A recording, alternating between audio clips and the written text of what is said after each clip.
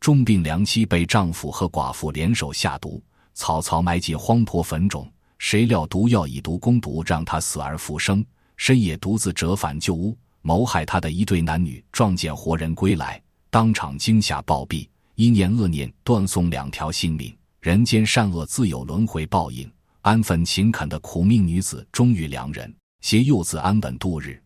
早年延庆乡下有一处寻常村落，村子外围散落着成片薄田，村里住着一户普通农家，男主人名叫王成。他的妻子林玉如长相平平，没有出众容貌，却是整条村子里最勤快的妇人。地里春种秋收的农活，屋里缝补浆洗杂活，一日3餐的饭菜全部由他一人操持打理。夫妻2人刚成亲的头2年，家中积蓄不多，日子过得清贫简单，可2人彼此体谅，凡事互相搭把手，小院里日日飘着温和烟火，过得舒心和顺。没过多久，林玉如顺利诞下一名男婴，夫妻俩给孩子取名小栓。孩童活泼好动，整日在院内追逐嬉闹，原本冷清的土坯房从此填满孩童笑声，处处都是安稳人间烟火。谁都不曾料到，一场无妄灾祸会毫无预兆砸在这个小家头上。小栓刚满3周岁那年，林玉如莫名染上一桩缠身顽疾，病症来得毫无征兆，起初只是浑身发软无力，就连抬手烧一壶热水都格外费力，整日昏昏沉沉，只想躺着昏睡。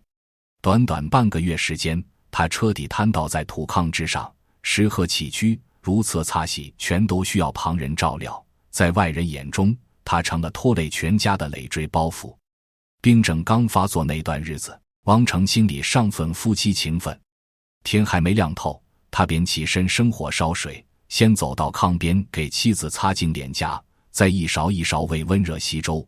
安顿好林玉如，他把年幼的小栓托付给隔壁好心大婶照看，扛起锄头下地耕种。等到夕阳彻底沉进山坳，全村农户全都收工回家歇息，王成才满身泥土踏进院门。他顾不上喝一口温水，又连忙生火做饭，饭后还要给妻子擦拭身子，清理脏污。邻里乡亲看他日夜不休操劳，人人都夸赞他是重情重义的好丈夫。日复一日无休止的煎熬，如同千斤大石死死压在王成心头。起初的心疼温柔，在没完没了的家务，始终不见起色的顽疾，捉襟见肘的柴米油盐里，一点点消磨干净。他看向林玉如的眼神日渐冷淡，开口说话处处带着不耐烦。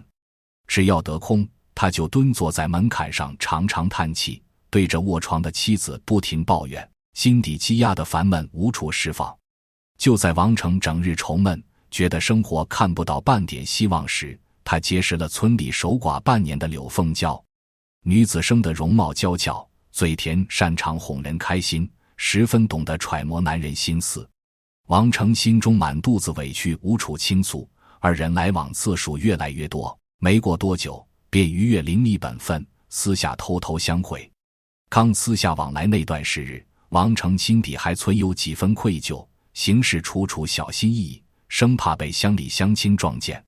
可相处时间一长，他彻底沉溺在柳凤娇的温柔讨好里，再看向炕上卧病的妻子，满心只剩厌烦，只觉得林玉如是阻碍自己快活的累赘。一日，2人在柳凤娇屋内厮守过后，女子依偎在王成怀中，脸上挂满委屈不满，压低嗓音诉说心底难处。我们这般偷偷见面，什么时候才能光明正大做夫妻？我一个寡妇，整日被全村人指指点点，心里实在难熬。若是一直这样耗下去，我再也不愿和你来往。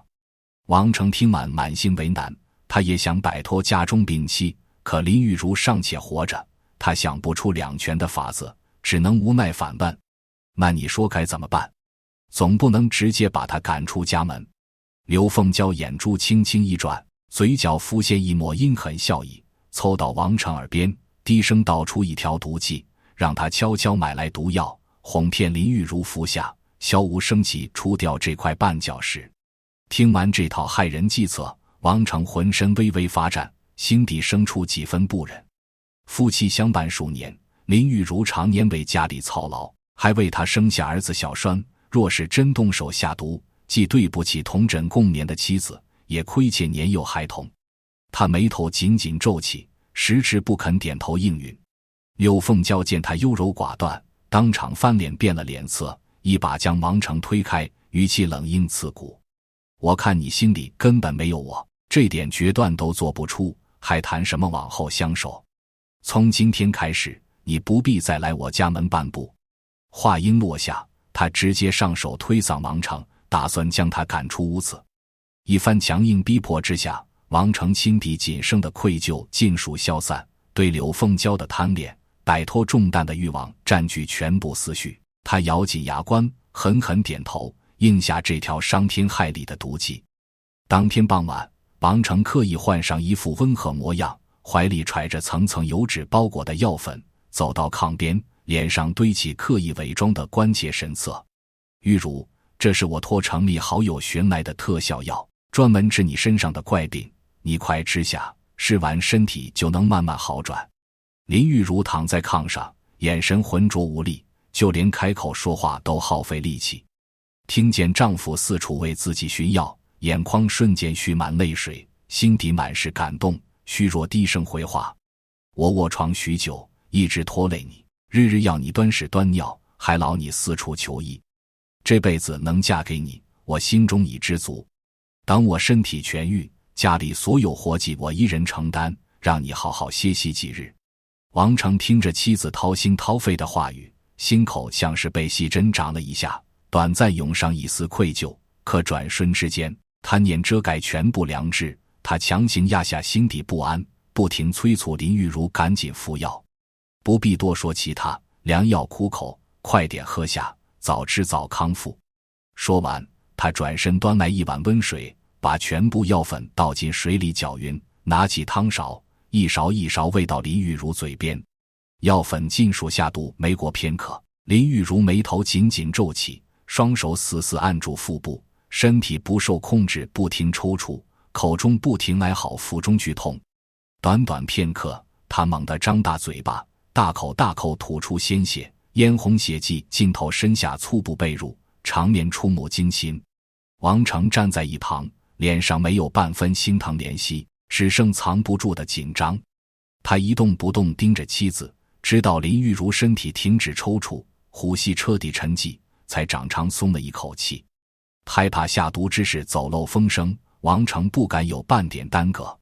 次日一早，他匆忙赶往镇上，花极低价钱买下一副单薄木板棺材，草草将林玉茹收敛进去。为掩人耳目，他请来村里2名壮汉，当天就抬着棺材去往村外荒坡，随便挖了一处土坑掩埋，就连一块简易墓碑他都舍不得立。邻村有个游手好闲的男人，乡人都叫他一号子。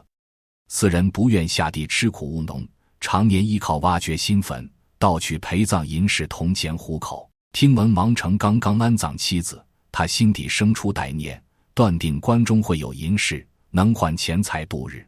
埋葬林玉茹当天深夜，月色清亮透亮，一号子扛着铁锹，背上粗布包袱，悄悄摸上荒坡。他凭借白天记下的方位，快速找到那座新坟，二话不说挥动铁锹刨开覆土。没多久，底下单薄木棺显露出来。一号子心中大喜，攥紧拳头狠狠砸开棺盖，可探头往棺内一看，瞬间吓得魂飞魄散。本该早已断气的林玉茹缓缓睁开双眼，撑着棺壁慢慢坐起身。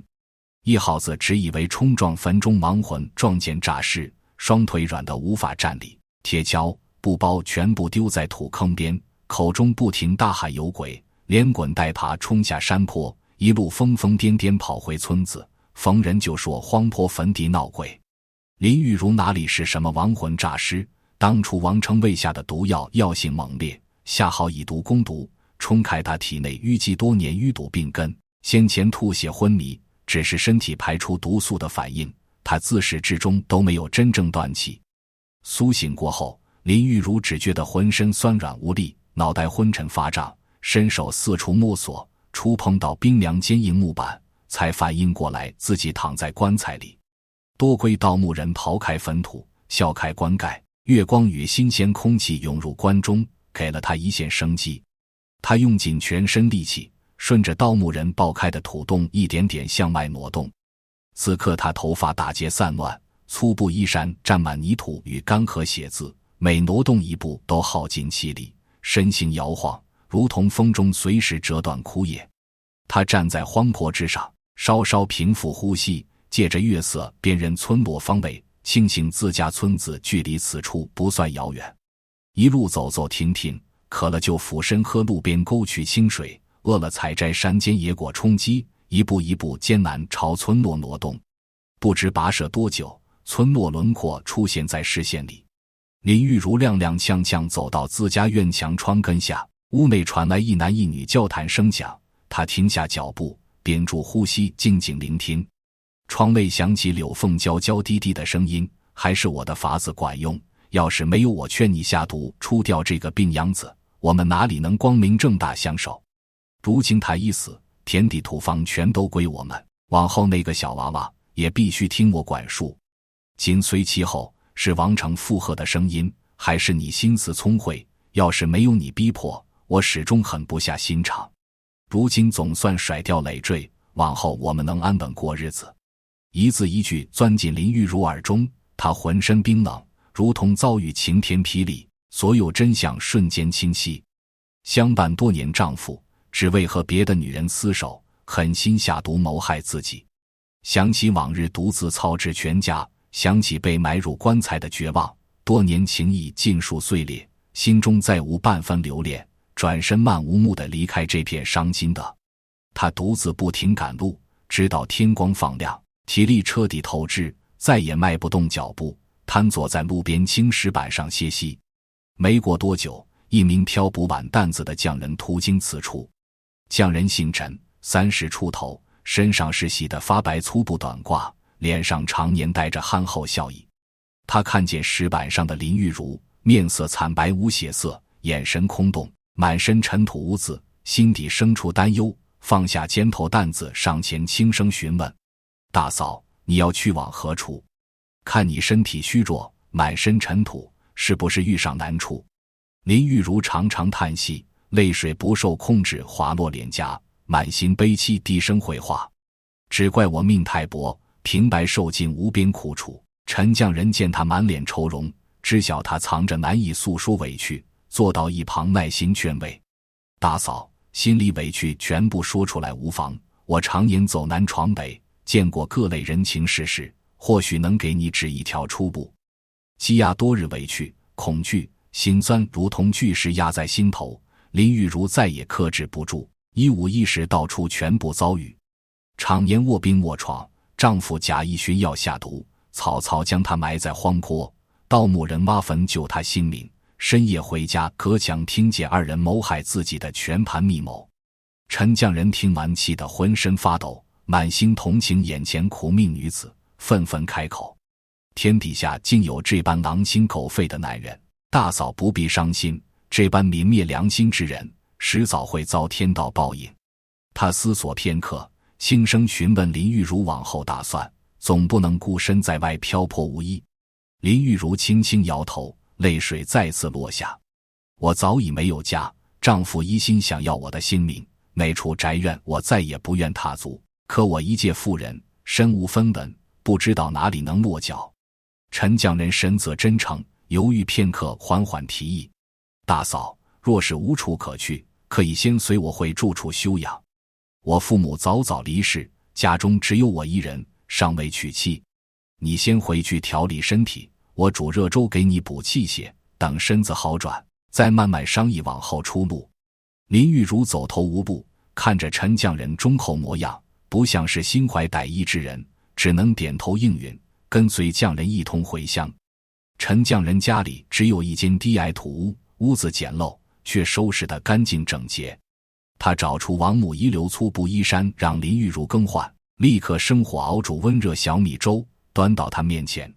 林玉如在此暂住多日，日日感受细致照料。匠人每日挑担子外出修补碗碟谋生，归来总会捎带糕点野果。闲暇之时主动清扫院落，洗衣做饭，事事体贴周到。长久相处，二人互生好感，在邻里见证之下拜堂成亲，组建全新家庭。拥有知冷知热的伴侣，陈匠人满心欢喜，平日里百般疼惜林玉如。林玉如也终于体会被人珍视的温暖，往日心底伤痛慢慢抚平。数月光阴转瞬而过，林玉如在细心调养下彻底痊愈，面色恢复红润。可她心中始终放不下留在旧宅的亲生儿子小栓，那是她10月怀胎生下的骨肉，日夜牵挂，时时刻刻担心孩子吃不饱穿不暖，害怕王成与柳凤娇苛待幼童。他和陈匠人商量，想回从前村子远远看一眼孩子，只求确认孩子平安无事。陈匠人放心不下，害怕他回去遭到王成刁难，可看着妻子日日茶饭不思，深夜睡梦都轻唤儿子小名，终究心软答应，反复叮嘱万事小心，只远远观望，切勿与人争执，一旦遇险立刻折返。林玉如心绪复杂，踏上归途，一边期盼见到孩子，一边惧怕撞见2名恶人。走到村口，他停下脚步，暗自盘算，全村人都认定他早已身死下葬，若是白日现身，村民定会把他当成鬼魂，不仅见不到孩子，还会引来无数流言蜚语。思虑过后，他决定等到深夜，借着夜色悄悄潜入旧宅。夜幕缓缓笼罩整片村落，家家户户灯火依次熄灭，村民尽数入眠，四下只有零星犬吠远远传来。林玉如借着夜色掩护，轻手轻脚走到自家旧院，院门虚掩，想来王成2人睡得昏沉，忘记落锁。他轻轻推开木门，脚步放得极轻，借着窗外微弱月光看向土炕。王成侧身搂着柳凤娇，2人睡得安稳，口鼻传来细微鼾声。土炕另一头，小栓蜷缩被褥之中，睡得香甜。小小的孩童模样映入眼帘，林玉如心口发酸，泪水瞬间模糊视线。他蹑手蹑脚走到炕边，想要悄悄抱起孩子，尽量不惊醒熟睡2人。指尖刚碰到小栓小手，孩童骤然惊醒。许久未见生母，他早已认不出眼前人影，只觉得陌生面孔吓人，当场放声大哭：有鬼！坏人！我要亲娘！尖锐哭声划破深夜寂静，空旷土屋中格外刺耳。熟睡的王成、柳凤娇猛然从梦里惊醒，王成揉着惺忪睡眼，借着月光看清炕边人影，正是自己亲手下毒埋葬的妻子，当场失声惨叫，吓得魂飞魄散。鬼！诈尸了！有鬼！一旁柳凤娇看清来人，脸色惨白，浑身不停发抖。2人慌忙拽被褥裹住身体，拼命往炕内侧蜷缩，口中不停呼喊救命。